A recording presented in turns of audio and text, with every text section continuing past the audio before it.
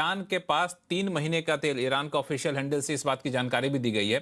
3 महीने का तेल जो है वो बाहर रखा हुआ है, टैंकर में रखा हुआ, समुद्र में रखा हुआ, उसको आप इस नाकेबंदी से कोई असर यहाँ पे पड़ना नहीं है। अब लेकिन जो बाकी के देश, जो आप नरेश कौशिक साहब कह रहे थे कि चाइना को सबसे ज्यादा असर पड़ सकता है, भारत जैसे देशों पर असर पड़ सकता है, तो भारत जैसे देशों पर इतना लंबा असर पड़ेगा तो बड़ा मुश्किल होगा। अनुज गुप्ता सर। जी बिल्कुल।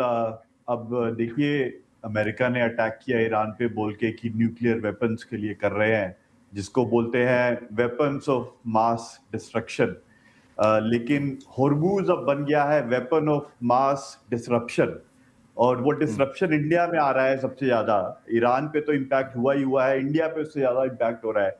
तो हम सेक्टर आफ्टर सेक्टर देख रहे हैं ये डिसरप्शन हो रही है। और अभी जो सेकंड ऑर्डर इफेक्ट बोलते हैं कि अगर ऑयल का प्राइस बढ़ा तो किस सेक्टर को इम्पैक्ट होगा, एक थर्ड ऑर्डर इम्पैक्ट अब आने लगा है, जो एक के बाद एक कड़ी जुड़ रही है। उसमें सबसे चिंताजनक बात जो हो रही है, जो मैं सुन रहा हूं बार बार अलग अलग कंपनियों से, वो ये है कि एक मास माइग्रेशन फिर से चालू होने लगी है from waste India, south India, जो इंडस्ट्रियल एरिया है, वहां से लेबर कुछ वापस जाने लगी है यूपी बिहार में।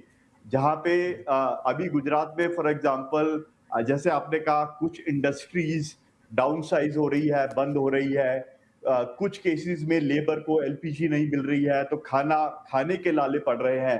तो उससे जो बड़े बड़े सेक्टर है, 3 बड़े सेक्टर है, उसमें काफी हलचल होगी। सबसे पहले टेक्सटाइल्स, जो लेबर इंटेंसिव है, जिसका फीड स्टॉक भी मिडिल ईस्ट से आता है, उसमें बाधा पड़ सकती है। दूसरा बहुत बड़ा सेक्टर है कंस्ट्रक्शन, जिसमें लेबर की जरूरत बहुत ज्यादा होती है। मैं देख रहा हूं कुछ कंस्ट्रक्शन वर्कर्स वापस जा रहे हैं। और तीसरा, हमारे फूड में डिसरप्शन हो सकती है, क्योंकि फूड के लिए फर्टिलाइजर की कमी होती जा रही है।